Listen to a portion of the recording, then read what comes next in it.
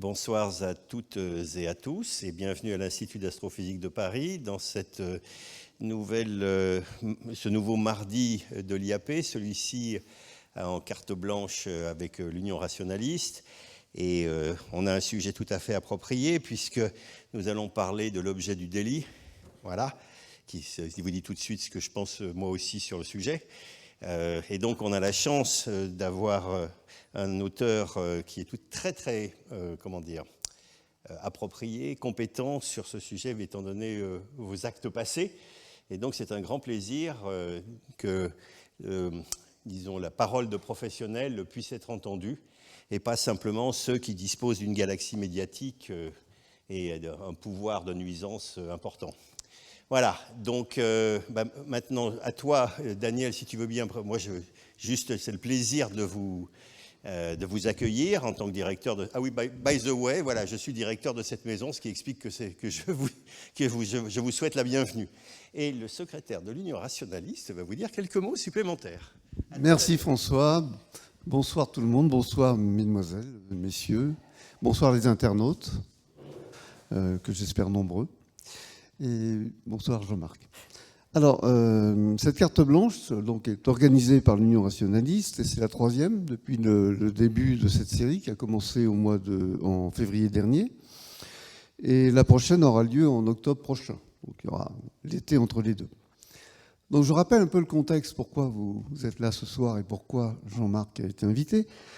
Le 13 octobre 2021 paraissait un essai intitulé « Dieu, la science, l'épreuve » que François a montré, c'est l'objet du délire, dont les auteurs sont Michel-Yves Bolloré et Olivier Bonassiès.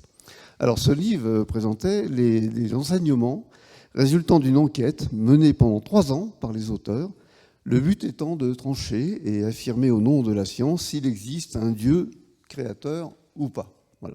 À ça, moi, je réponds personnellement que seul Dieu sait s'il existe ou pas. Voilà, c'est ma contribution en tant que membre du collège de pataphysique. Alors, inutile de dire qu'à l'Union rationaliste et ailleurs, ce livre, par sa présentation, son argumentaire, nous a fait bondir. Alors, je ne vais pas expliquer pourquoi, puisque c'est le sens de la carte blanche donnée à Jean-Marc Lévy-Leblond aujourd'hui. Il est vrai que nous croyons toujours en avoir fini. Eh bien non, il faut, comme toujours, remettre l'ouvrage sur la table. Et donc, l'Union a décidé de réagir, a publié des communiqués, des articles, conjointement d'ailleurs à d'autres contributions d'autres scientifiques, dont Michel Cassé, Jo Silk, David Elbaz, astronome du CEA, qui a écrit un article très bien pesé et ciblé je crois que c'est dans Le Point. Bref, j'en passe. Il y a eu des réactions. Alors au-delà, évidemment, se pose le problème de la facilité avec laquelle cet ouvrage a pu être diffusé, ce que François, où est-il ? François, t'es là. François a déjà évoqué, c'est que Michel-Yves Bolloré, bien sûr, vous le savez sans doute, est le frère de Vincent Bolloré, industriel, propriétaire de médias et d'organes de presse très puissants.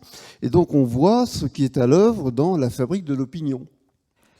Alors je signale que ce thème, La fabrique de l'opinion, sera précisément le titre du futur colloque annuel de l'Union rationaliste qui se tiendra en novembre prochain. Et si vous voulez avoir des renseignements sur ce colloque, vous pouvez les trouver sur le site de l'Union rationaliste. Nous sommes en train de contacter les contributeurs. Et je pense que ça sera un colloque tout à fait pertinent et qui réagit bien avec ce qui se dit ce soir et ce qui va se dire ce soir.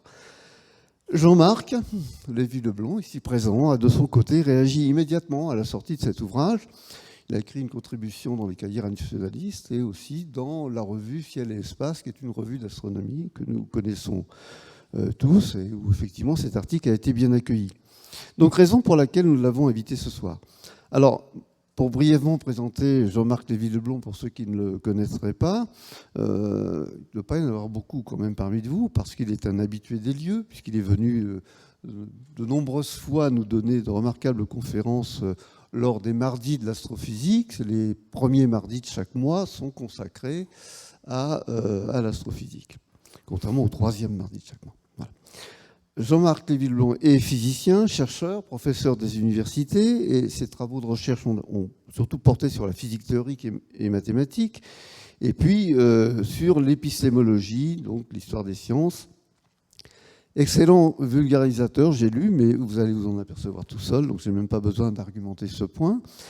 En tout cas, ce que je retiens pour avoir rencontré son travail lorsque j'étais en 91-92 au ministère de la Recherche, lorsque Hubert Curien était alors ministre, il défendait haut et fort la nécessité de remettre la science en culture et au centre de la cité.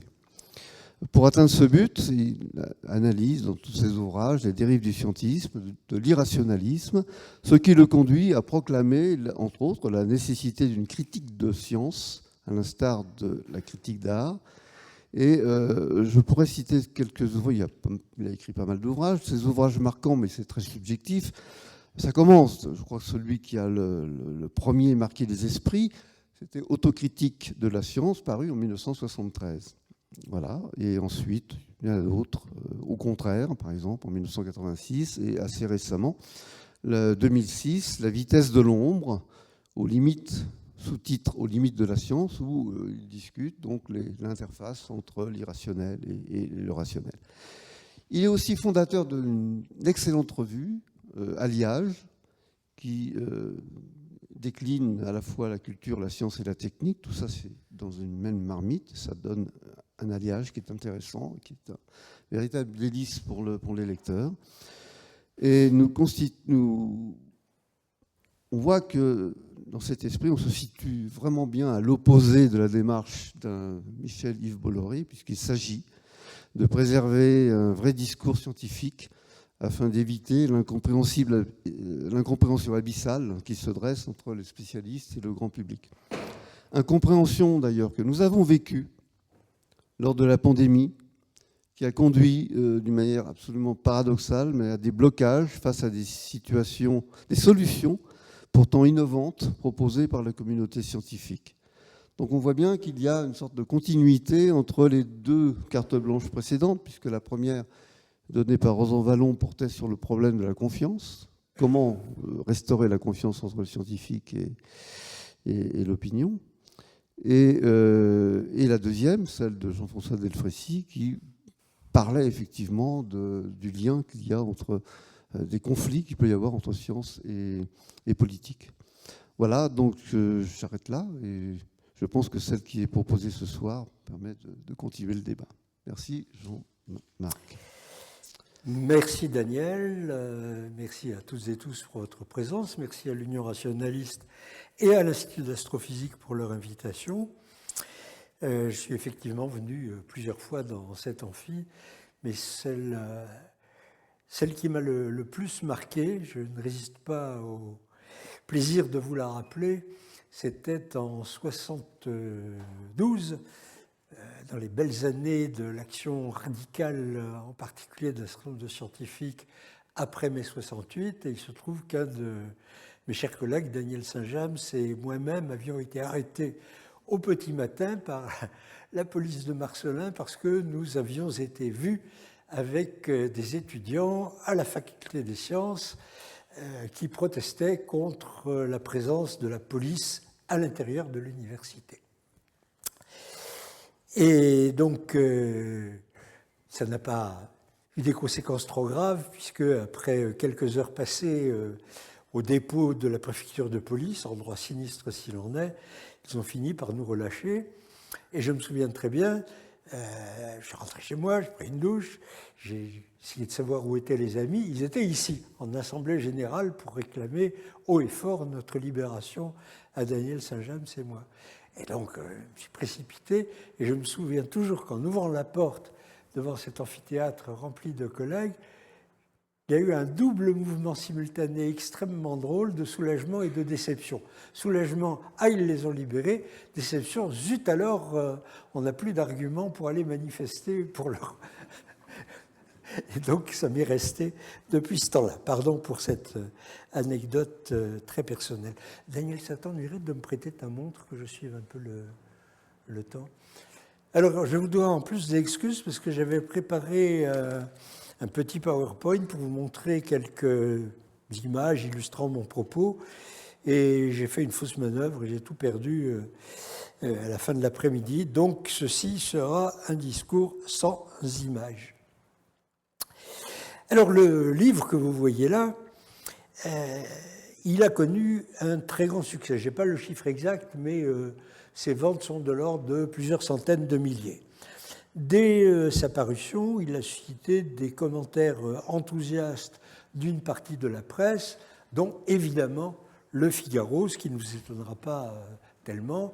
Un grand texte de 10 pages, un grand entretien avec les auteurs dans Le Figaro Magazine, que Le Figaro Magazine présentait ainsi. Ce livre fait la synthèse des découvertes scientifiques du dernier siècle pour en conclure à l'existence d'une intelligence supérieure. Dans le chapeau, ils n'ont pas encore osé dire Dieu ou etc. Les deux auteurs espèrent contribuer à la prise de conscience globale d'un univers traversé par le souffle divin. Alors, évidemment, il faut rappeler le contexte de parution, ce que tu as commencé à faire, c'est-à-dire que nous étions en pleine offensive politique idéologique de la droite ultra-réactionnaire.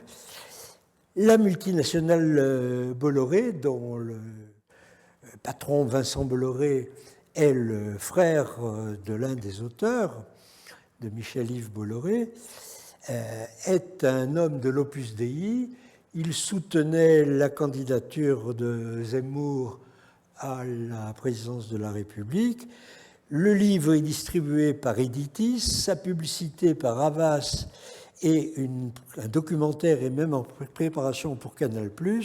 Editis, Havas et Canal+, étant 3 filiales de Vivendi, qui est la multinationale contrôlée par Bolloré. Donc vous voyez qu'il n'y a pas de...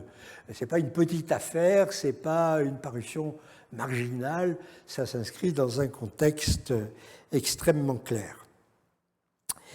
Alors, je ne vais pas développer longtemps un aspect qu'il faut quand même mentionner, c'est la faiblesse éditoriale, au sens technique du terme, de cet ouvrage.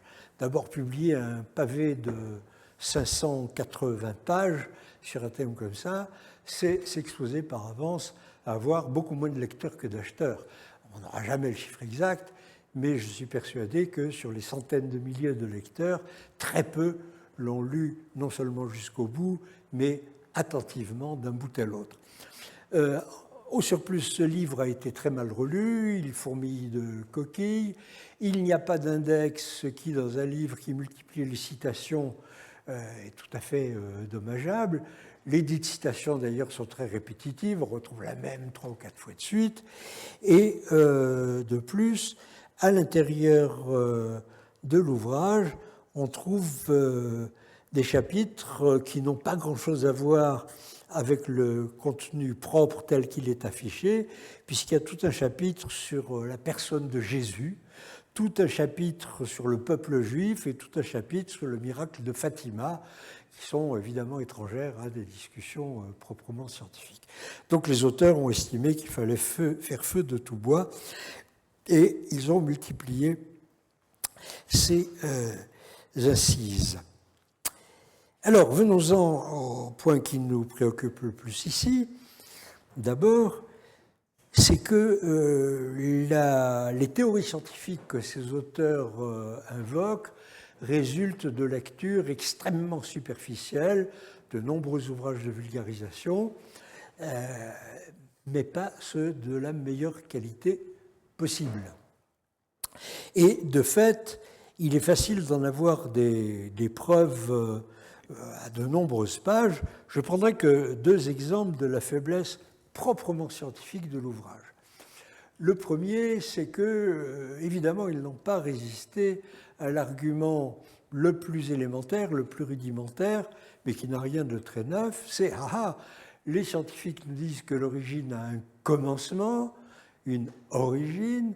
S'il a un commencement, une origine, c'est qu'il a été créé. Et par qui, s'il vous plaît, sinon par une puissance supérieure. » Autrement dit, la théorie de la cosmologie évolutive telle que nous la connaissons aujourd'hui est invoquée pour appuyer cette idée d'un début et donc d'une création de l'univers.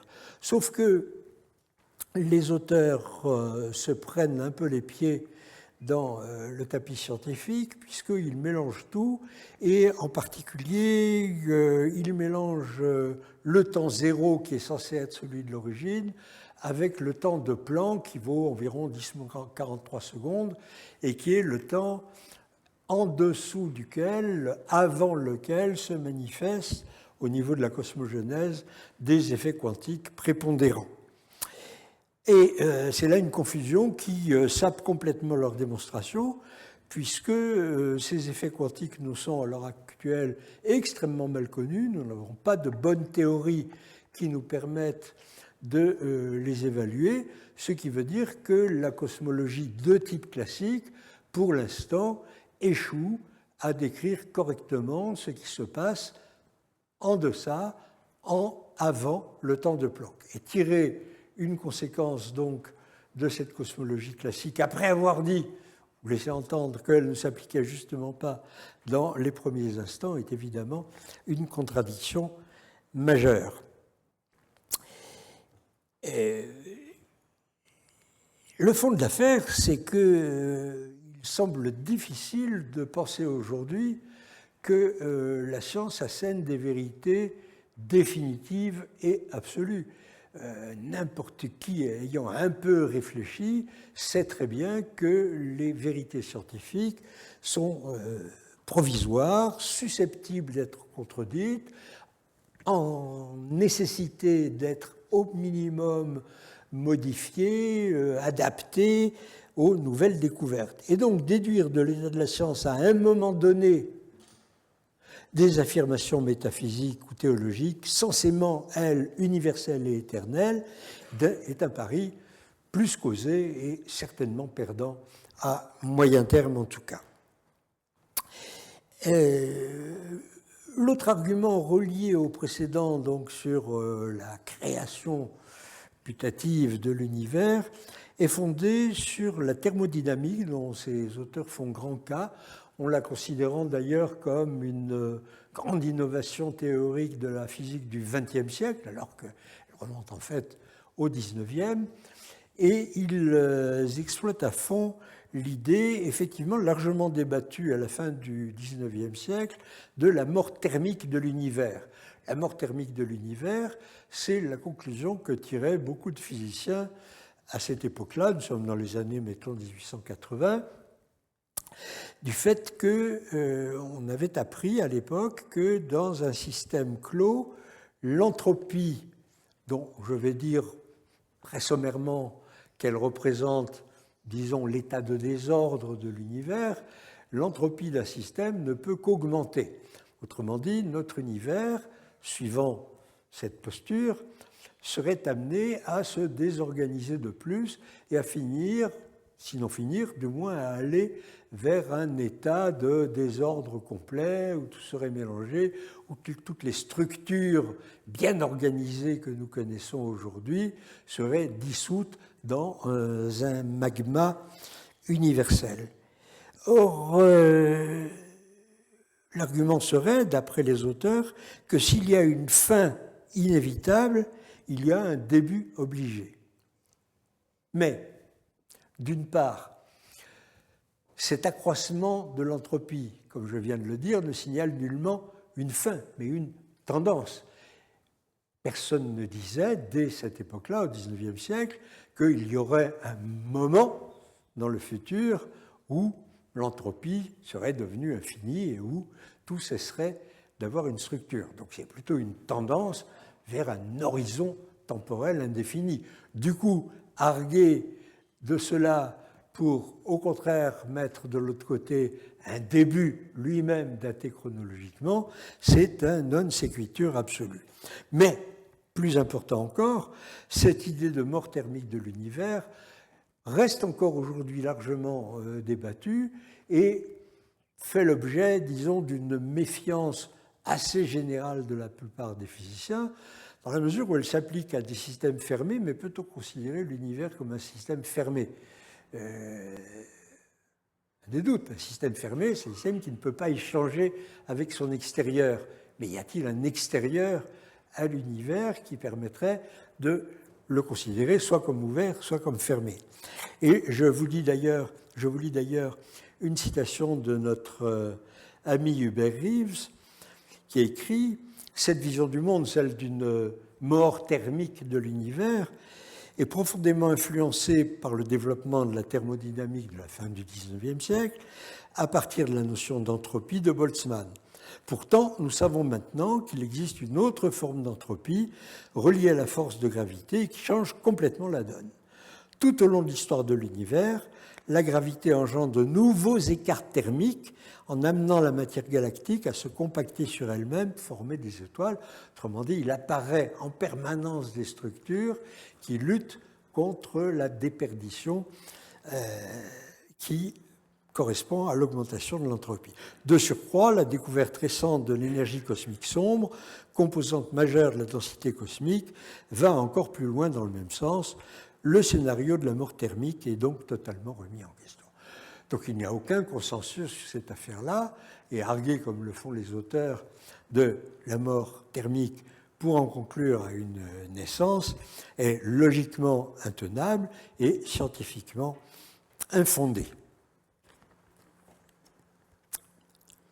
D'ailleurs, comme Michel Casset lui-même l'a fait remarquer, ça voudrait dire, si l'on suivait les auteurs, que l'univers évoluerait certes vers un état de grande entropie, de désordre complet, mais à partir donc d'un état de faible entropie, donc un état hautement organisé, ce qui n'est pas du tout ce que dit la théorie cosmologique aujourd'hui, et qui, au surplus, même théologiquement, me paraît tout à fait bizarre, du seul point de vue d'ailleurs du récit biblique, où vous savez qu'au début est le tohu-bohu, les premières lignes de la Genèse, donc un désordre complet, et ça serait effectivement très bizarre que le Créateur commence par créer un univers très organisé pour le laisser ensuite se désorganiser petit à petit.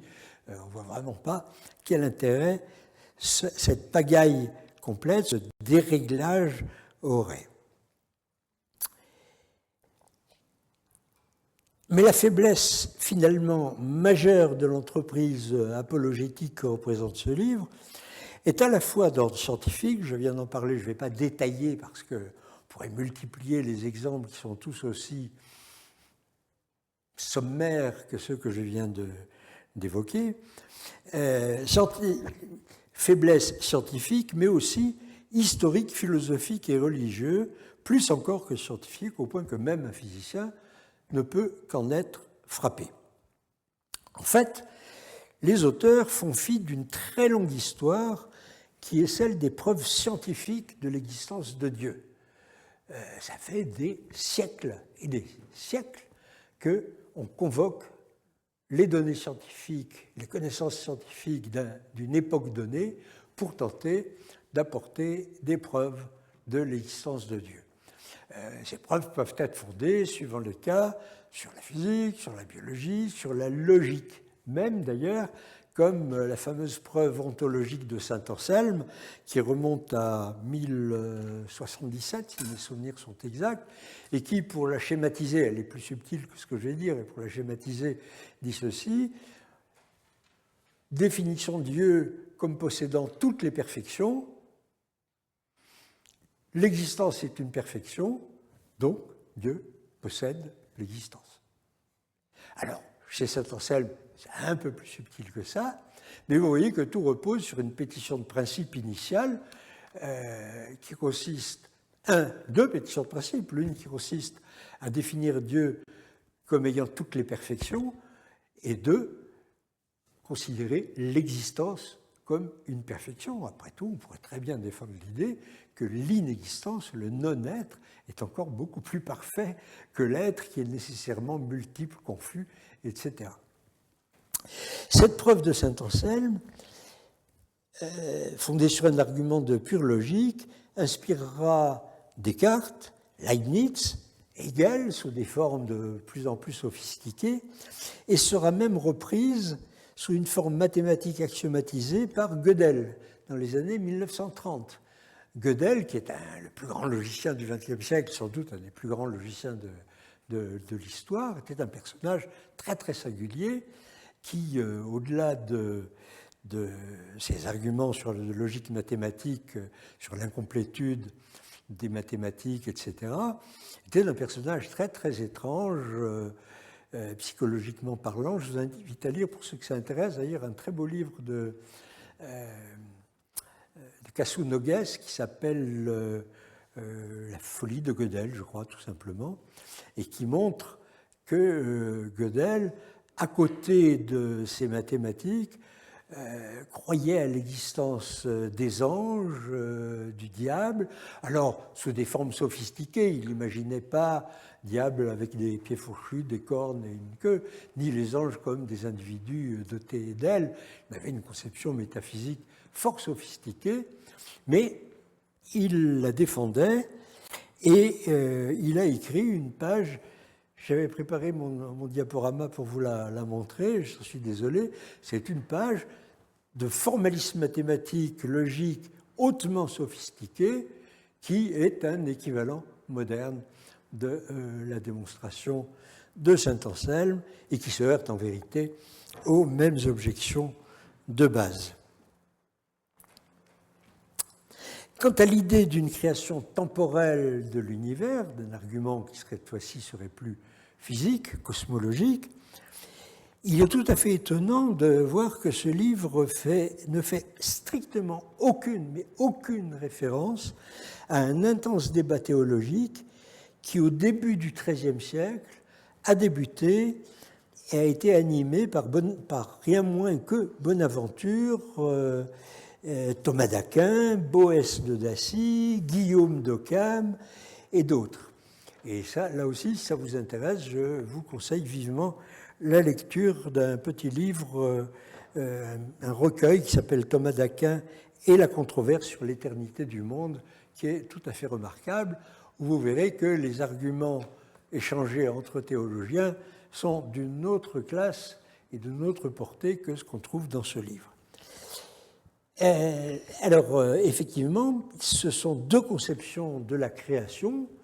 Ils sont tous sont des chrétiens, catholiques, tout ce qui est le plus orthodoxe.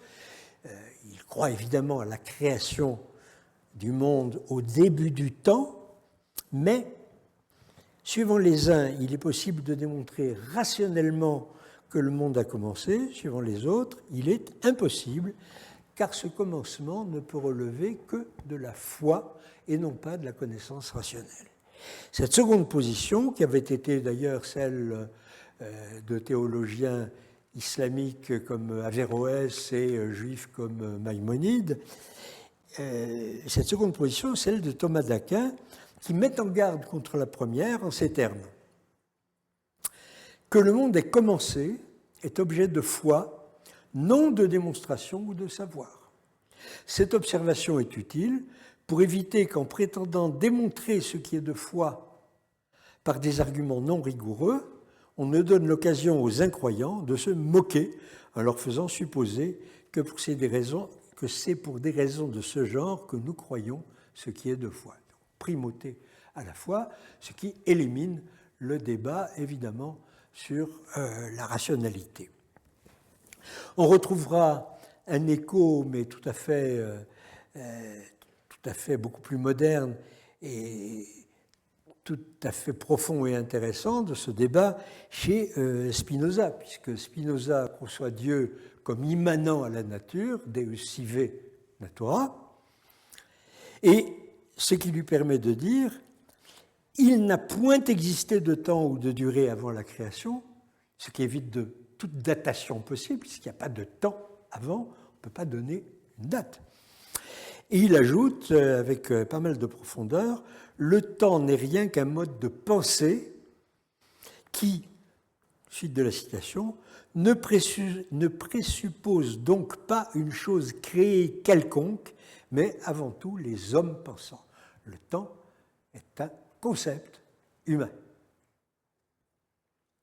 Et puis, vous savez très bien qu'un peu plus tard encore, au XVIIIe siècle, Kant dans la critique de la raison pure, dans le fameux chapitre sur les antinomies de la raison pure, va montrer que la question est logiquement indécidable, une antinomie entre la thèse d'une temporalité infinie et la thèse, au contraire, d'une temporalité finie. Kant explique qu'on ne peut pas philosophiquement trancher cette question. Et ce que ça veut dire, de fait, pour nous aujourd'hui, modernes, c'est que vous ne pouvez pas parler du temps en toute généralité dans un vide abstrait total. Il faut que vous ayez une conception du temps qui s'appuie à la fois sur un formalisme, qui puisse être logique ou mathématique, ou ce que vous voulez, et sur une interprétation de ce formalisme. Je peux parler, moi, physicien, du temps tel que la cosmologie classique l'a décrit. Mais le temps, pas de chez Bergson, mais le temps vécu, c'est une toute autre affaire qui ne relève pas du tout des mêmes concepts et demande à être articulé, ou pas d'ailleurs, avec une conception plus scientifique. Il faut d'ailleurs remarquer que la cosmologie classique du Big Bang, outre le fait qu'elle est provisoire, comme je l'ai dit tout à l'heure, est loin d'être achevée tant qu'on ne... Elle ne sera probablement jamais achevée, mais elle demande dans un immédiat, dont je ne sais s'il est proche ou pas, que les effets quantiques soient pris en compte, ce qui n'est pas le cas à l'heure actuelle. Donc elle est provisoire, donc elle est non concluante. Mais même dans ce cas-là, dans le cas de la cosmologie la plus classique, c'est-à-dire celle qui remonte au modèle de Friedman, le maître, les années 1930, avant que la relativité générale ne lui donne une forme vraiment satisfaisante, même dans ce cas-là, qui est le cadre théorique utilisé pour affirmer, comme vous le trouverez aujourd'hui dans nombre de livres de vulgarisation, et hélas, pas seulement les plus mauvais d'entre eux, l'affirmation que le Big Bang a eu lieu, l'univers a commencé il y a environ 13,8 milliards d'années. Alors, quand vous faites une conférence sur la cosmologie classique devant un auditoire profane, évidemment, première question qu'on vous pose après, c'est oui, d'accord, 13,8 milliards d'années, mais qu'est-ce qu'il y avait avant?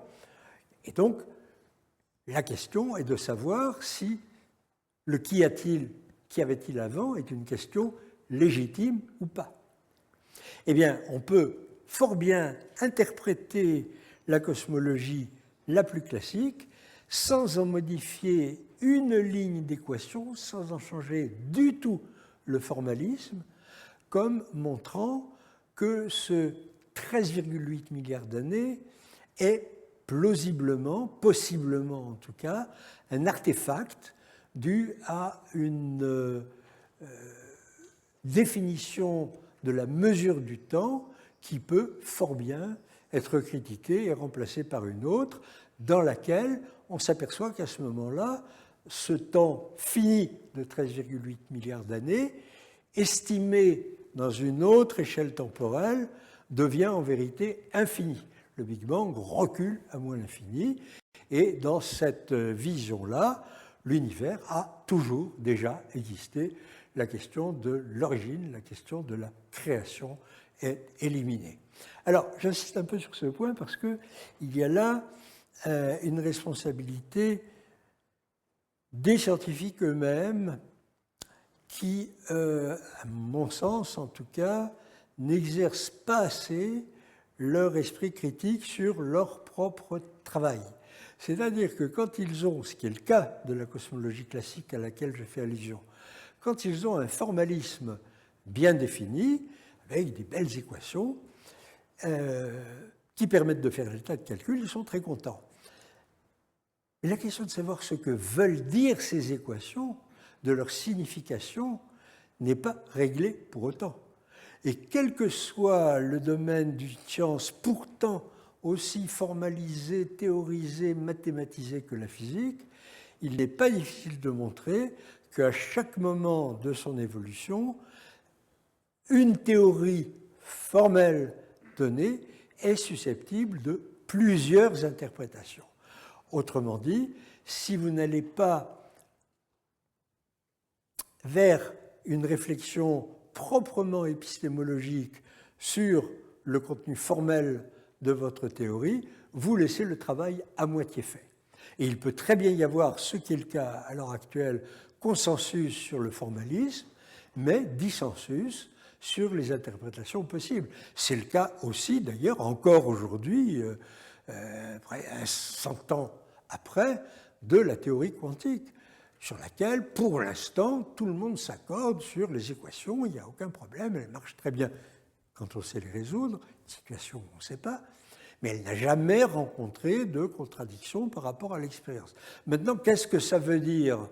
Eh bien là, il y a tout un débat qui a été mis sous le boisseau assez rapidement après quelques années, parce qu'au début, évidemment, quand les gens créent une théorie totalement nouvelle, je parlais de la théorie quantique, donc des gens comme Niels Bohr, Heisenberg, Dirac, etc., ils s'affrontent à un problème très difficile, ils sont obligés de penser vraiment. Plus ou moins bien parce qu'ils sont prisonniers, forcément, du monde théorique ancien qu'ils sont en train de mettre à bas. Mais quand le nouveau surgit, vous n'êtes pas en état de le penser dans ses propres termes. Ces propres termes, il faut que vous les élaboriez, et ça prend du temps. C'est ce que Bachelard appelait la refonte épistémologique, qui doit nécessairement suivre une révolution épistémique. Si vous n'avez pas de refonte, vous restez dans un statu quo qui, petit à petit, devient archaïque.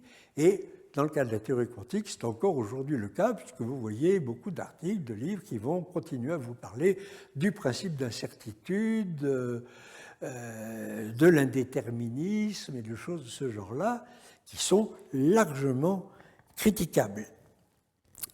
Donc, si je dis ceci, c'est simplement pour dire qu'il y a effectivement dans la résurgence permanente de livres de ce genre-là, une part, pas majeure, mais une part de responsabilité qui revient aux scientifiques dans la trop grande faiblesse collective de leur travail de réflexion et de reformulation.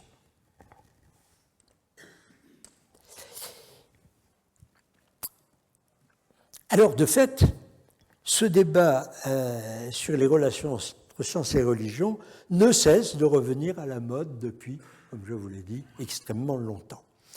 Et il réitère sans trêve un vieux poncif qu'on a attribué, je ne sais pas quelle est vraiment la première source, c'est toujours extrêmement difficile d'attester d'une source originelle, mais un poncif qu'on a attribué à Francis Bacon, à Pascal, à Pasteur et bien d'autres, et que Flaubert épingle dans son dictionnaire des idées reçues, suivant la formule « un peu de science écarte de Dieu, mais beaucoup y ramène ». Situation tout à fait rassurante. Pour me borner simplement, pour vous montrer qu'on n'a là qu'un énième avatar d'une longue histoire, et pour prendre quelques exemples plus récents, un très respectable mathématicien écossais, Edmund Whittaker, qui a fait des travaux tout à fait reconnus, reprend cette perspective dans un petit ouvrage qui s'appelle Space and Spirit, et dont le sous-titre est explicite, Theories of the Universe and the Arguments for the Existence of God, l'existence de Dieu, à la lumière des théories de l'univers, et qui s'appuyait sur les théories cosmologiques, encore d'ailleurs assez fragiles, dans les années 1920 à 1940.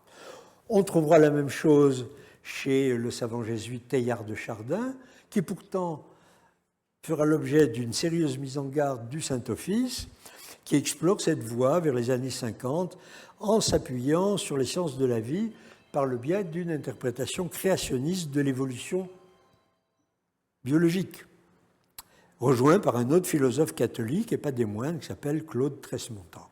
Avec bien moins de sérieux, certains d'entre vous se rappelleront sans doute un livre à succès déjà, écrit en 1991 par les frères Bogdanov et le philosophe Guiton, qui avait illustré cet éternel retour.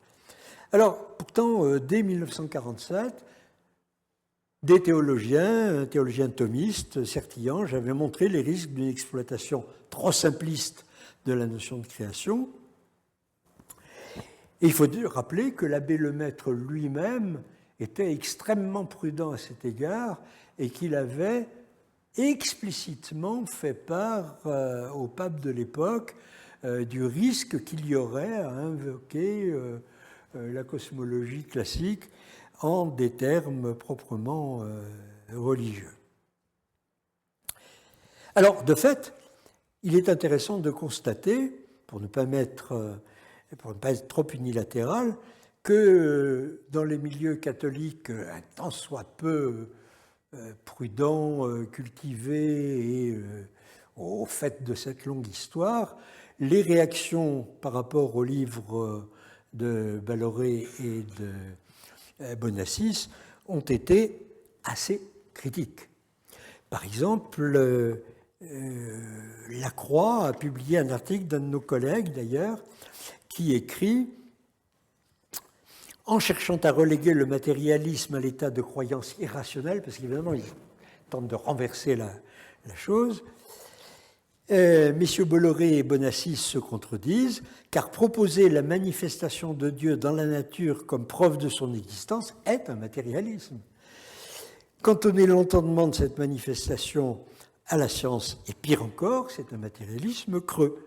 Leur ouvrage propose un discours scientifico-mystique qui dessert tout ensemble la science, soudain privée de ses principes et de son objet, et la foi, soudain retirée du domaine du cœur de l'homme. Il n'appartient pas de défendre la position fidéiste de ces auteurs, mais au moins sont-ils extrêmement prudents. Et vient de paraître d'ailleurs, de ce point de vue-là, un livre de François Heuvet, qui est un théologien jésuite, vous voyez, qui reprend d'ailleurs à peu près l'image de couverture, il s'appelle « La science, l'épreuve de Dieu » et « Réponse au livre Dieu, la science, l'épreuve ». Il faut dire d'ailleurs que j'ai été assez déçu en lisant ce livre, parce qu'il récapitule de façon tout à fait intéressante la longue controverse que je viens d'évoquer. Il disserte tout à fait subtilement sur les questions philosophiques, mais il ne prend jamais de plein fouet les arguments de Bolloré et Bonassis, et il fait preuve d'une prudence toute jésuitique dans ce livre. Alors, pour terminer, je voudrais faire une proposition. C'est que, évidemment, on comprend bien que des courants spiritualistes, comme celui-ci, celui qui est manifesté ici, plutôt que de s'opposer frontalement à la science, aujourd'hui il est difficile de dénier l'intérêt, la valeur, etc., plutôt que de s'y opposer frontalement, s'essaye à la récupérer. Mais, de fait, l'inévitable confusion épistémologique qui, du coup, entoure l'émergence de nouvelles conceptions scientifiques fournit une sorte de bouillon de culture assez trouble pour tenter d'en nourrir les visions du monde les plus diverses. Les plus diverses, oui, j'aurais pu citer aussi pour dire que cette affaire-là n'est pas réservée au seul christianisme et en particulier catholicisme. Les protestants ont toujours été beaucoup plus prudents sur ce terrain-là. Mais qu'on retrouve cette tentation concordiste, pour l'appeler par son nom, la science, la religion, ça va ensemble, ça se conjugue, ça se conforte. On la retrouve chez quelqu'un comme l'astrophysicien bouddhiste Trinh Xuan Tran, nos collègues de fort bonne qualité scientifique. Et puis, évidemment, on ne compte plus les sites islamo-intégristes qui se consacrent à ce genre de choses en tentant de démontrer que le Coran a déjà tout prévu et que dans le Coran, vous trouvez la preuve du Big Bang, la valeur de la vitesse de la lumière et que sais-je encore. Alors, on peut se demander si, face à cette exploitation empressée, le rappel de la nécessaire prudence méthodologique, l'affirmation de l'indispensable séparation des genres entre sciences et religion, la référence à la laïcité de la recherche, sont assez efficaces, nécessaires, certes, mais le problème, c'est que la critique rationaliste, intellectuelle, acculée par définition à la défensive dans cette affaire-là, a toutes les apparences d'une tâche à la Sisyphe. Une autre stratégie me semble possible, non pas pour remplacer cette critique absolument indispensable, mais pour s'y ajouter, pour la supplémenter. Plutôt que d'affronter de face la lourde alliance, et pas si nouvelle, du spiritualisme et du scientisme, il s'agirait de la prendre à revers, cette alliance. Et cette voie, je vais l'illustrer à l'aide d'une fiction littéraire qui en a parlé avec, à mon avis, une virtuosité et une intelligence rares. C'est un roman trop peu remarqué d'un grand écrivain américain contemporain, mort maintenant depuis plusieurs années. Il s'appelle John Updike, vraiment un des grands romanciers de la deuxième moitié du XXe, du début du XXIe, très prolifique, qui a beaucoup écrit essentiellement sur les affres sociologiques de la petite bourgeoisie américaine. C'est d'ailleurs en général une littérature qui est assez drôle parce que assez ironique. Mais et dans la même veine d'ailleurs d'une certaine façon, il a écrit un livre que je trouve tout à fait remarquable, que je recommande à tout le monde, qui est un livre qui remonte maintenant à une trentaine d'années, qui s'appelle, dans sa version française, paru chez Gallimard, « Ce que pensait Roger ». Le titre français est mauvais d'ailleurs, et je ne comprends pas pourquoi l'éditeur français n'a pas choisi la pure et simple traduction au pied de la lettre du titre anglais qui est Roger's Version, la version de Roger, qui est même bien meilleure parce que la version dont il s'agit, c'est la version des faits, mais aussi sa version de ce que sont ou ce que ne sont pas ou ne devraient pas être les rapports entre science et religion. Alors, pour vous donner la trame en 2 mots, mais je ne vais pas spoiler jusqu'au bout, le personnage principal de l'ouvrage, c'est Roger, donc, qui est professeur de théologie dans une université de la Nouvelle-Angleterre, après avoir été lui-même pasteur en activité dans plusieurs paroisses. Et puis, il a trouvé que le prêche et s'occuper de ses ouailles, c'était vraiment trop épuisant, trop fatigant. Il s'est tourné vers la théorie théologique et il enseigne l'histoire de la théologie dans une université plutôt chic de la Nouvelle-Angleterre. Vous y trouverez des choses absolument passionnantes sur ce qu'il enseigne, c'est-à-dire l'histoire des hérésies des 2 ou 3 premiers siècles. Et vous verrez que entre les arianistes et bien d'autres, et ceux qui sont devenus les catholiques d'aujourd'hui, l'affaire est loin d'être tranchée à cette époque-là, et qu'il y a toutes sortes de débats, en particulier un débat bien connu sur la nature du Christ, est-il Dieu, est-il homme, est-il les deux à la fois. Et donc, vous pouvez qu'en conclure que le catholicisme actuel, c'est celle de toutes ces variantes qui a survécu pour des raisons manifestement en partie contingentes, comme l'histoire en général.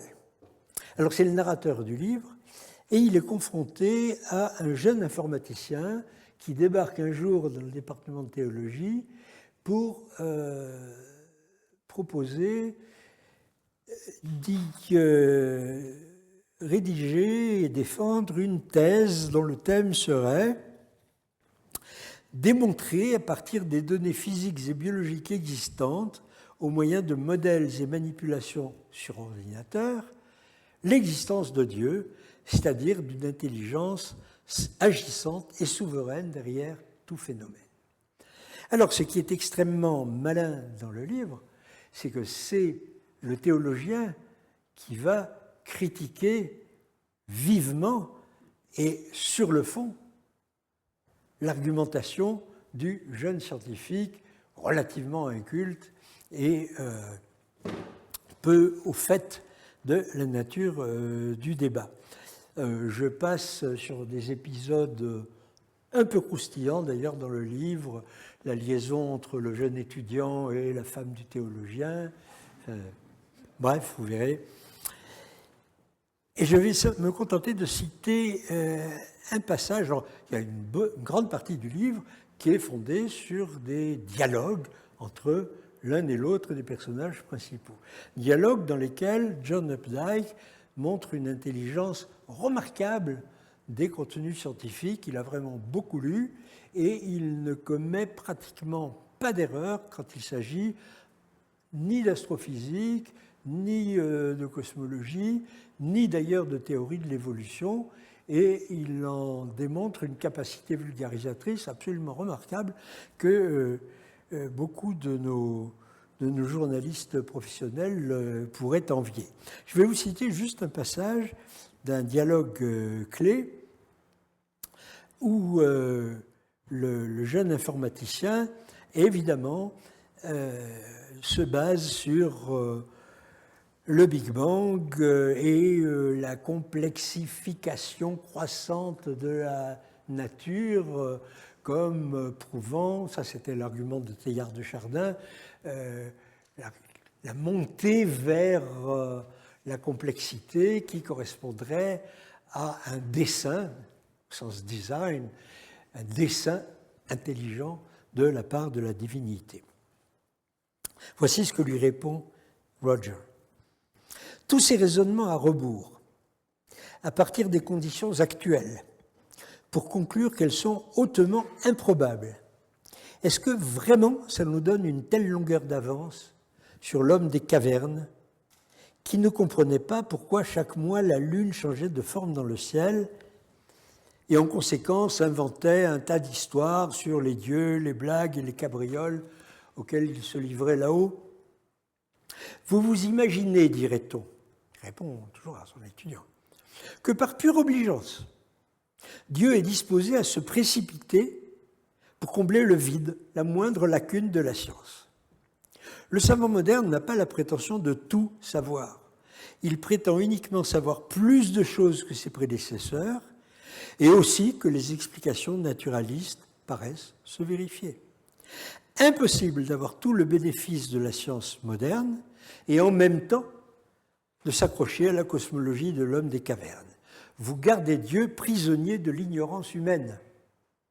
Très belle phrase. Mais ma foi, toujours Roger le pasteur qui parle, dérisoire ou non, me pousse à m'insurger avec horreur contre votre tentative, votre grossière tentative, ai-je failli dire, pour réduire Dieu au statut de fait, un fait parmi tant d'autres, pour l'induire. J'ai l'absolue conviction que mon Dieu à moi, que le vrai Dieu de n'importe qui, ne sera pas induit, ne sera jamais tributaire de statistiques, de fragments d'ossements desséchés et de vagues lueurs au bout d'un télescope. Et il cite pour finir une non moins belle phrase du théologien protestant Karl Barth qui pose la question suivante, mais quel genre de Dieu serait-ce, ce Dieu qu'il faudrait démontrer ?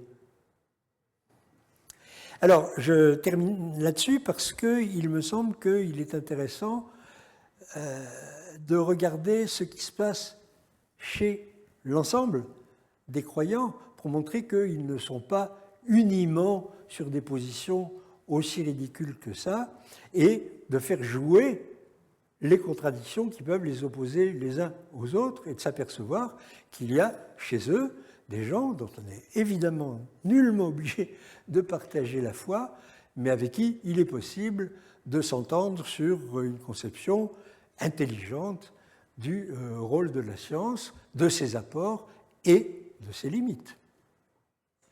Je vous remercie.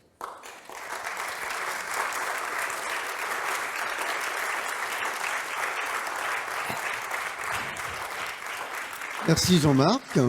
Alors vous connaissez les règles du jeu. C'est une conférence débat. Donc vous avez maintenant la parole. Et je vais peut-être commencer par désigner une question ici, puis après nous irons voir les internautes qui, je suis sûr, grâce à la vigilance de Gary Mamon, a certainement un nombre de questions également. Jean ? Alors, bravo d'abord pour cette très belle présentation. Je relève un point minuscule. Tohu Bohu, c'est dans Ovide, les Métamorphoses, c'est pas dans la Bible. Ah, excusez-moi. Tohu Bohu, voilà. Non. Je te promets. Tu regardes. Tohu Bohu est un terme hébreu. Oui, mais c'est trouve dans la Ovide. Bible. C'est dans Ovide. Ah, que ça soit dans Ovide peut-être, mais c'est dans la Genèse, ça je vous en On regardera. garantis. Je regarderai. Mais alors, j'ai un autre point. Tu as dit à un moment que on peut se poser des questions sur le principe d'incertitude d'Heisenberg. Mais comment interpréter l'effet tunnel si on n'a pas accès à ce principe d'incertitude? Vous m'invitez pour une autre conférence sur le sujet. Bonne réponse. Oui. L'effet tunnel, interprété via... Alors justement, toute la question c'est de savoir s'il faut vraiment appeler ça le principe d'incertitude, qu'il existe des inégalités de Heisenberg. Parfaitement d'accord. C'est une conséquence simple, ce n'est pas un principe d'ailleurs, parce que c'est une conséquence dérivée des principes de base de la théorie quantique. Ces inégalités de Heisenberg, tu peux effectivement les exploiter pour donner une compréhension intuitive, heuristique de l'effet tunnel et de bien d'autres choses d'ailleurs. Mais tout le problème, c'est de savoir s'il faut vraiment appeler incertitude ce qui est en fait une largeur spectrale, une largeur de bande. Quand tu écris en physique classique une inégalité spectrale qui lie la largeur de bande en fréquence au temps caractéristique du signal, delta nu, delta t, plus grand que 1, en gros, jamais te viendrait à l'idée d'appeler ça des incertitudes. Ce sont des largeurs de bande, des dispersions, tu vois. Donc, ça conforte au contraire mon point, c'est-à-dire qu'on peut tout à fait être d'accord sur les équations, le formalisme, mais il faut être extrêmement attentif aux termes que l'on emploie pour le décrire. J'ai un commentaire sur le dernier ouvrage que tu as mentionné, celui d'Opdic, pour renvoyer à un autre ouvrage que j'ai trouvé fascinant, celui de Laurence Cosset, qui s'intitule « Le coin du voile », qui est publié chez Gallimard, où c'est une fiction et qui dit beaucoup sur le rôle de la religion parmi les croyants eux-mêmes. Parce que l'histoire se passe dans un monastère et un des moines reçoit une enveloppe dans laquelle il reçoit une enveloppe. Ouais. Et dans cette enveloppe, il la lit et il y trouve la preuve de l'existence de Dieu. Alors il est ébranlé, pour lui, le ciel lui tombe sur la tête, il ne sait pas quoi faire de cette révélation-là. On ne saura évidemment pas ce qu'il y a dans l'enveloppe, dans le livre, mais ce qui est intéressant, c'est ce qui se passe après. C'est-à-dire qu'il essaye de partager cette information aux autres, et évidemment, personne ne veut savoir, et l'affaire remonte jusqu'à la papauté. Je trouve que c'est un livre... C'est un roman. Ah, c'est un roman, oui, mais oui. c'est un roman qui Très dit des choses sur la croyance en général. Voilà. Ça s'appelle « Le coin du voile ». C'est de Laurence Cosset, C-O-2-S et accent aigu, et c'est paru aux éditions Gallimard. Je vous recommande cet ouvrage qui est absolument intéressant de ce point de vue-là. Bon, voilà. On va prendre quelques questions de la salle. Oui. Et ensuite, nous irons Merci. voir du côté des internautes. Oui, bonsoir. C'est une question d'un non-scientifique, mais qui s'intéresse à la science. Je suis tout à fait d'accord avec vous sur le fond scientifique, même si je ne le suis pas. Là, je voudrais avoir votre avis. Ce qui m'inquiète presque plus, c'est la nature des auteurs et de leur méthode. C'est-à-dire que ce sont des scientifiques, normalement, ou des pseudo-scientifiques, mais si ils se prétendent scientifiques, je crois, donc ils seraient censés appliquer des règles scientifiques. Ce qui m'inquiète, c'est la nature même de ces auteurs-là. Je ne sais pas quel est votre avis. Moi, j'en déduirais que Au mieux, ce sont des incompétents, si j'en déduis ce que vous décriviez. Au pire, j'ose pas dire le mot, des escrocs mercantiles. L'un n'empêche pas l'autre. Et dans ces cas-là, je serais plus inquiet parce que on se pose tous des questions, croyants ou pas croyants. La nature humaine est faite de doutes, est faite de mythes, mais est faite aussi de sciences. Et je trouve que la médiatisation de ce bouquin est plutôt inquiétante. Je voulais avoir votre avis là-dessus sur justement la nature des auteurs et de leur méthode.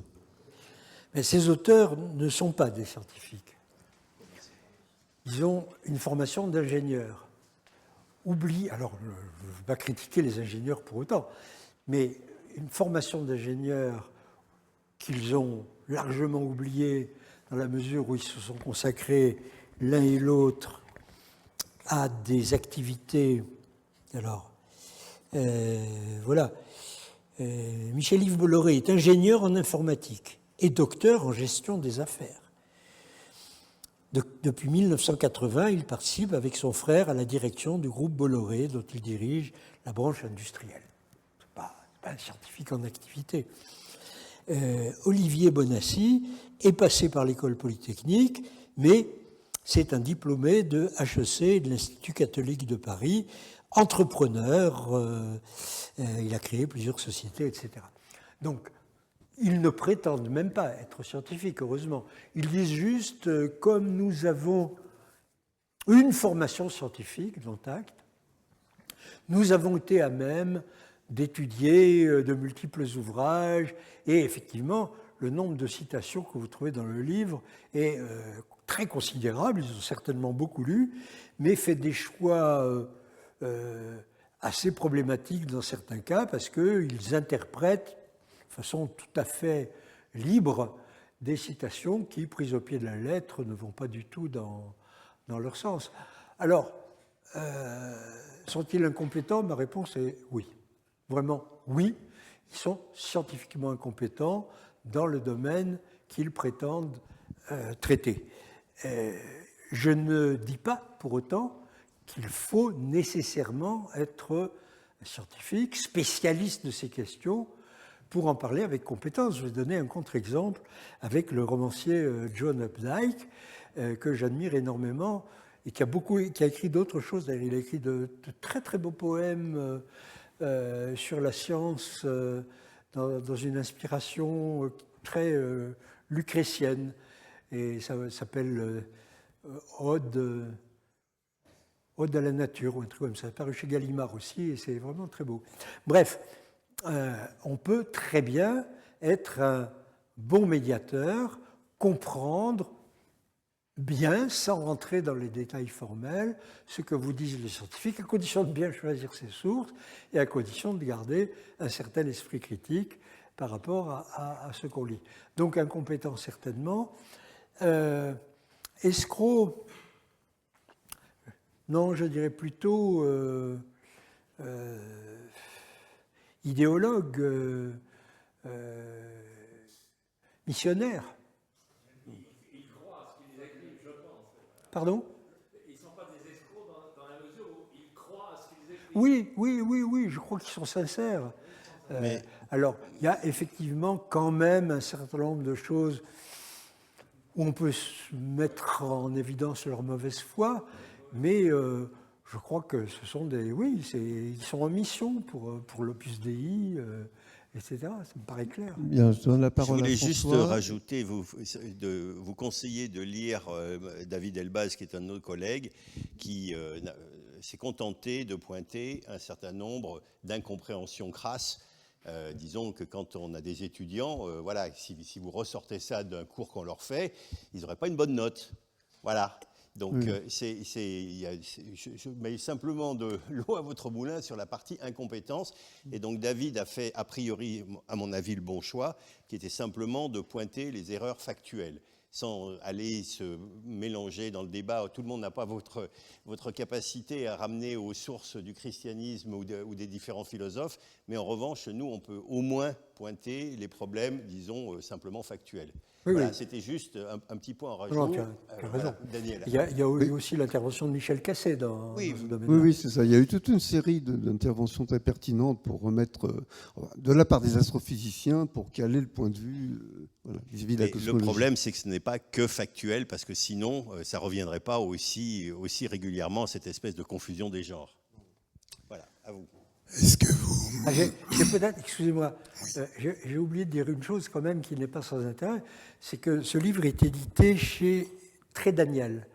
Très Daniel est un éditeur, il édite sous son nom, mais il a une autre maison qui s'appelle Dervy Médicis, et ce sont à 90% des livres de parapsychologie, de magie, d'ésotérisme, d'astrologie, etc. Donc le cadre dans lequel c'est publié veut bien dire qu'aucune maison d'édition, un tant soit peu sérieuse, alors je ne sais pas s'ils l'ont proposé, à mon avis non, mais aucune maison d'édition sérieuse n'aurait jamais publié un livre de ce genre-là. Est-ce que vous pourriez dire un mot de ce qui peut passer pour un dévoiement téléologique du principe anthropique? C'est-à-dire, puisque nous existons tels que nous sommes, forcément, tout l'univers a été fabriqué, entre guillemets, pour que nous existions. Donc c'est la preuve de l'existence de Dieu par l'existence de l'homme, en quelque sorte, qui est une très vieille histoire. On peut remonter très loin dans l'histoire des idées. Même à Leibniz, par exemple, qui, dans ses versions vulgarisées, prétendait que si le melon avait des côtes, c'était pour qu'il puisse être partagé entre les convives. J'ai entendu dire qu'on retrouvait très fortement cette veine de raisonnement dans ce bouquin. Est-ce que vous pourriez en dire un mot?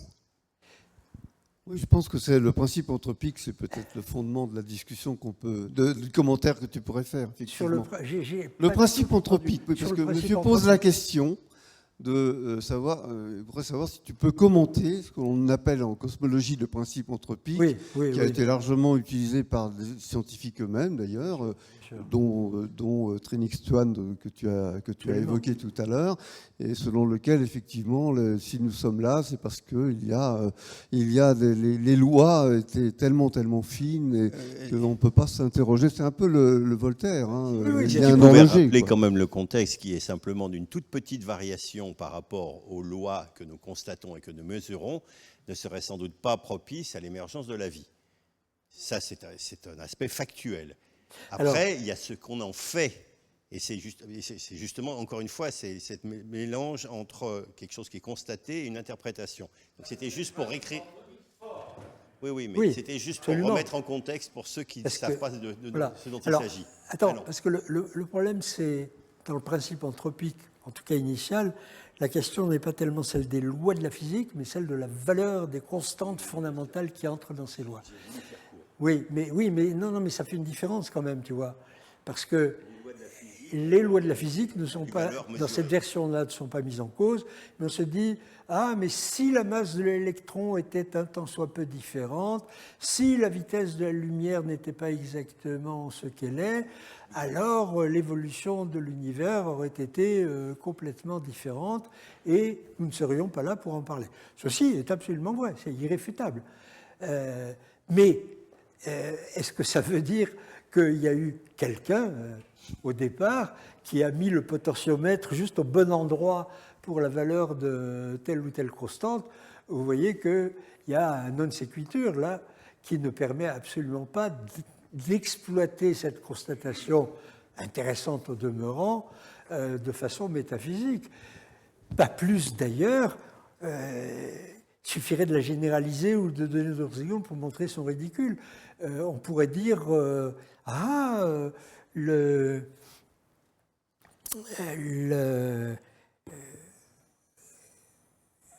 non, c'est pas une comète, mais l'astéroïde qui a percuté la Terre il y a 65 millions d'années, bon, chose qui maintenant est à peu près fait consensus. Là-bas, du côté de ce qui est maintenant le Yucatan, on a les traces d'un énorme impact géologique. C'est clair qu'il y a un énorme astéroïde qui a percuté la Terre et qui a bouleversé absolument toutes les conditions à la surface de la Terre et causé ou précipité, ça peut se discuter, l'extinction des dinosaures et l'émergence, ou plutôt le développement des petits êtres qui jusque-là étaient un peu miséreux parce qu'il fallait qu'ils se cachent pour ne pas être bouffés, à savoir nos ancêtres mammifères qui initialement étaient plutôt de la taille des petits rongeurs. Alors on pourrait dire, le fait que cet astéroïde ait percuté la Terre a été calculé depuis le début pour que 65 millions d'années après, nous puissions en discuter. Donc, en fait, tout événement passé qui a des répercussions sur la situation actuelle, ben oui, c'est comme ça qu'on fait de la science. Toute la paléontologie, la préhistoire, la cosmologie est basée sur l'observation que ce qu'on observe aujourd'hui donne des renseignements sur ce qui a été dans le passé, mais ne nous dit rien sur le fait que ce qui a été dans le passé a été fait pour. Je vais citer Françoise Sagan, si tu veux bien. Oui, je qui disait « On ne sait jamais trop ce que le passé nous réserve ». C'est très joli. Oui, il faudra penser aux internautes quand même aussi. Oui, deux choses. Est-ce que finalement, la position de l'abbé Lemaître, qui a été à la fois qui était un bon scientifique, qui a trouvé une chose fondamentale, il disait lui-même, quand il faisait de la science, il n'était pas ecclésiastique, et quand il était ecclésiastique, il n'était pas physicien. Donc ça veut dire qu'il avait trouvé un mode d'équilibre totalement non conflictuel, entre guillemets harmonieux, et quelque part il trace une voie qui paraît cohérente. Alors par contre, ce que je voudrais dire, c'est qu'on trouve parfois aussi la science utilisée dans l'autre sens. Parce que moi, j'ai passé de nombreuses années dans des labos de recherche, où, moi je suis croyant, donc je leur disais je suis croyant, je suis chrétien. Ils me disaient mais quoi, t'es scientifique et t'es croyant? Mais je l'ai entendu des dizaines de fois. Et je leur disais mais où est le problème? Où est le problème?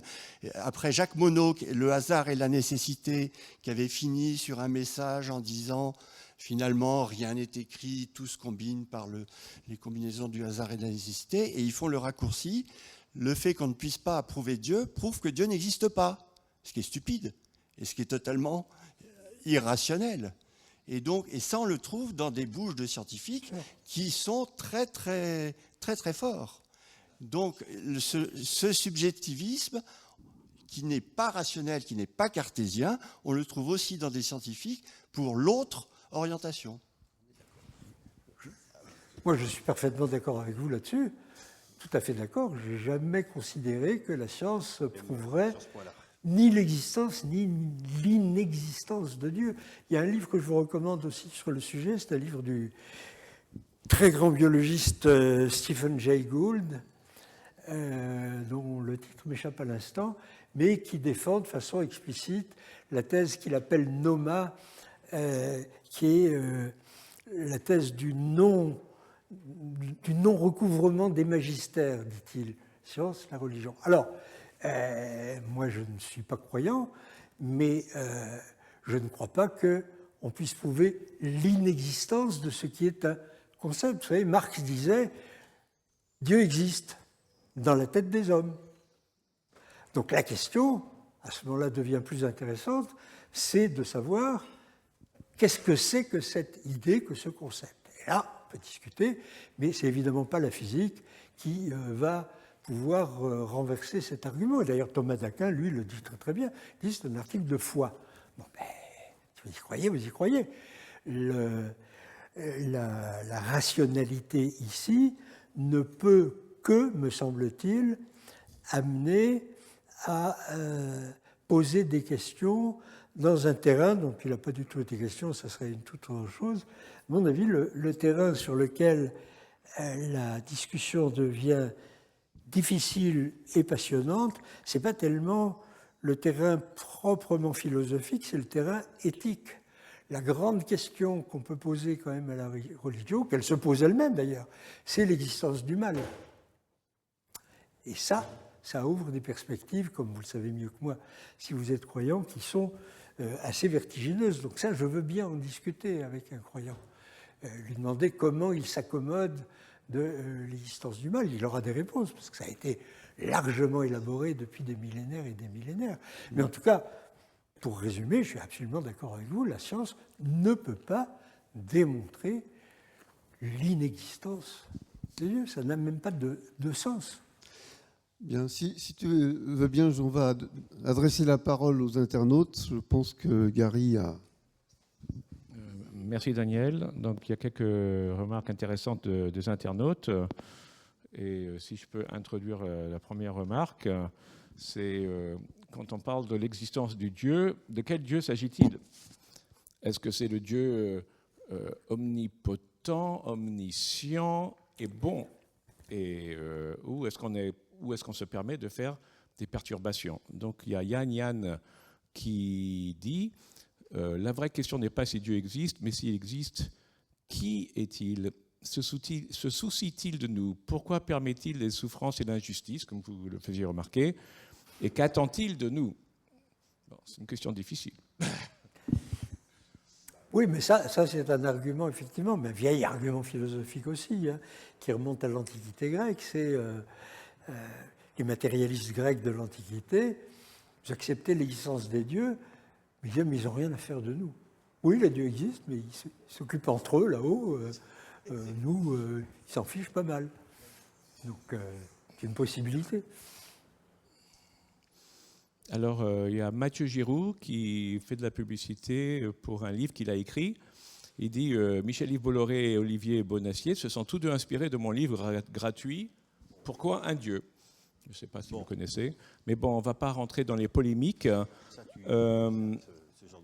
Il y a Clément qui dit la compréhension de l'existence mène à se poser des questions légitimes sur la probabilité de ne pas être là par hasard, d'où la possibilité d'un créateur en dehors de toute pensée dogmatique. Mais ouais, il est prudent. Il dit la possibilité d'un créateur. Je ne peux pas vous le donner. Bon, je crois qu'on y reviendra peut-être tout à l'heure, mais une partie de ces questions ont déjà été abordées, donc voilà, on va il y en peut-être a un prendre autre des questions nouvelles. Il y a Yo-Yo qui a dit, qui écrit, on a parlé de Dieu, mais où est le diable dans tout cela? Justement, c'est ce que je voulais parler du diable. C'est pas le sujet d'aujourd'hui, mais comment se fait-il qu'il y a beaucoup moins d'écrits sur le diable, alors que ça règle un peu le problème du mal? Et en plus, le diable était très cher à Grothendieck. Oui, enfin, mais quel diable, on peut se demander. Bon. D'autres questions? Alors, oui, madame, allez. Un peu qu'on entende aussi des dames. Merci pour votre exposé. Je voulais savoir ce que vous pensiez de... Parce que bon, je rebondis sur ce que vous venez de dire. On ne peut pas prouver l'inexistence de Dieu, mais il y a beaucoup de choses dont on ne peut pas prouver l'inexistence. Par définition, on ne peut pas prouver l'inexistence de beaucoup de choses. Et je pense à Russell et sa théière. Et je voulais savoir ce que vous pensiez de cette jolie, je ne sais pas si on peut l'appeler une métaphore, de la théière de Russell qui, moi, me plaît beaucoup. Peut-être expliquez-la. Oui, alors Russell, qui est un mathématicien anglais, je ne saurais pas dire de quel, du début de je ne saurais pas dire quelle année. Début 20e. Début 20e. Explique que s'il y avait une théière qui tournait autour de je ne sais plus quelle planète, les scientifiques, avec toutes les connaissances qu'ils ont, ne pourraient pas prouver son inexistence. Il était très moqueur, évidemment. Hein, bon. Donc je voulais savoir ce que vous pensiez de... Mais il était, ceci dit, un grand scientifique quand même. Non, mais... Je crois effectivement que l'idée même de prouver l'inexistence de quelque chose est une sorte de contradiction dans les termes. Et que nous sommes parfaitement conscients dans la vie quotidienne quand il s'agit de choses extrêmement importantes pour nous. Peut-on, alors inexistence ou existence, peut-on prouver l'existence de l'amour? Est-ce que tu m'aimes? Est-ce qu'on peut le prouver? Ben non. Il n'y a pas symétrie complète entre prouver l'existence ou prouver la non-existence. La question que posait monsieur, c'est un petit, ou madame, et c'est en fait, est-ce que mathématiquement, il est démontré que c'est impossible de démontrer l'inexistence de quelque chose? Non, mais là, il faut faire la distinction. Montrer l'existence de quelque chose, c'est facile, il suffit de l'amener sur la table. Bien sûr. D'accord. Mais montrer l'inexistence, est-ce que c'est prouvé mathématiquement? Ça dépend de quoi il s'agit. S'il s'agit d'un objet, même la théière, alors si elle est très loin, bon, mais vous pouvez démontrer l'existence. Mais s'il s'agit d'un concept, l'amour, vous pouvez le poser sur la table, là, et dire, oh, voilà, il est là, il existe? Évidemment non. Donc c'est la notion même d'existence, me semble-t-il, qui ne peut avoir pour corrélat un certain nombre de notions abstraites. On peut prouver une inexistence relative et non pas absolue. Tu peux dire que dans dans tel volume, il n'y a pas de théière. Maintenant, si tu t'avises à vouloir démontrer l'absence de toute théière dans l'univers et dans toutes ses formes, c'est plus difficile. Donc c'est la différence entre le...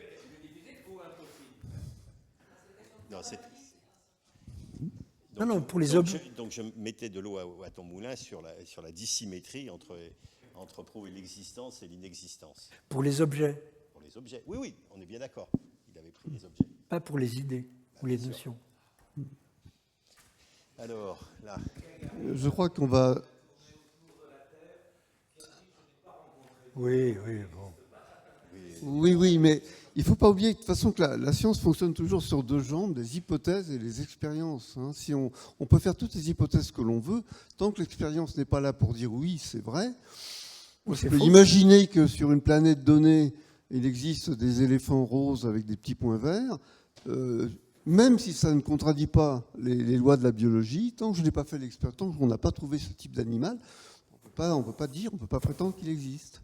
Bon alors, moi je voudrais réagir différemment, ce serait plutôt donner un témoignage. Donc je suis chercheur émérite dans cette maison, mais en même temps, donc je suis chrétien, pratiquant. Bon. Et donc cohabite justement donc le dialogue entre la science auquel je participe et puis la foi. Et donc, alors bien évidemment, je peux vous assurer que je ne fonde pas ma foi sur donc la science. Bon, je suis chrétien, donc c'est le Christ qui m'indique, enfin, qui me parle de Dieu, bon, et tout comme ça. Mais ceci étant, donc j'ai beaucoup réfléchi sur les rapports entre ces foi, et donc je peux, par exemple, pourrais citer un psaume, justement, psaume 19, les cieux chantent la gloire de Dieu. Donc, c'est-à-dire que la science pratique me donne, je dirais, des raisons de croire, parce que par l'émerveillement que me procure, donc, et ce qui se traduit, bon, il y a des tas de textes, justement, bien sûr, donc dans la sagesse, enfin, de l'écriture. Enfin, donc pour moi, c'est ça. Donc la science a une valeur, pour moi, théologique. Bon. C'est un point de vue. Si je réponds juste en deux mots. Je comprends ce que vous dites, mais alors là, on parle aussi à titre tout à fait personnel, subjectif. Moi, je ne m'émerveille pas devant les cieux, je m'émerveille devant certains aspects de l'univers, mais je suis tout à fait, comment dire, il y a tant de difficultés, de dureté. C'est la question du mal, encore une fois. Tellement de choses que je ne supporte pas dans l'univers que ça n'est pas compensé par l'émerveillement que je peux avoir devant certains aspects. Bon, allez. Oui. Bon, je voulais remercier Jean-Marc non seulement pour la clarté de cette conférence, mais aussi pour son courage, parce qu'il me semble qu'il est un des rares scientifiques, et c'est peut-être ça que dit monsieur ou d'autres qui ont pris la parole sur les rapports de la foi et du savoir, ou de la croyance et du savoir, a toujours osé articuler ses connaissances scientifiques à la philosophie pour justement comprendre qu'il y a les découvertes scientifiques et les interprétations qu'on en fait, comme tu l'as fait pendant cette conférence. Alors, c'est la prof de philo qui parle là et qui prend la parole et qui dit que dans le débat que nous avons eu là sur les preuves de l'existence de Dieu, Jean-Marc a cité Kant, qui est pour moi le moment d'articulation central et sans lequel on ne peut pas lire le titre de l'ouvrage dont tu as fait la critique sans pouffer de rire, parce que Kant, qui était un très grand philosophe et un très grand croyant, a mis fin à des siècles de querelles théologiques en posant une distinction très simple, qui est que une existence ne se prouve pas. Une existence comme une inexistence. Ça ne se prouve pas, une existence, a dit Kant, en mettant fin à la tentative de prouver l'existence de Dieu, ça se constate. Voilà. Et donc, fin d'un débat. Donc, tout ça pour dire merci. Une petite dernière question quand même que j'ai promis. Une petite question alors, là-bas. D'accord. Oui, une question toute simple. C'est comment expliquez-vous le succès de ce livre et qu'il résonne tant dans la société? Il y a le frère déjà. C'est une question qu'on peut tous se poser, me semble-t-il. Les raisons, en partie, ne sont pas très différentes de celles qui expliquent le succès du Rassemblement national aux dernières élections.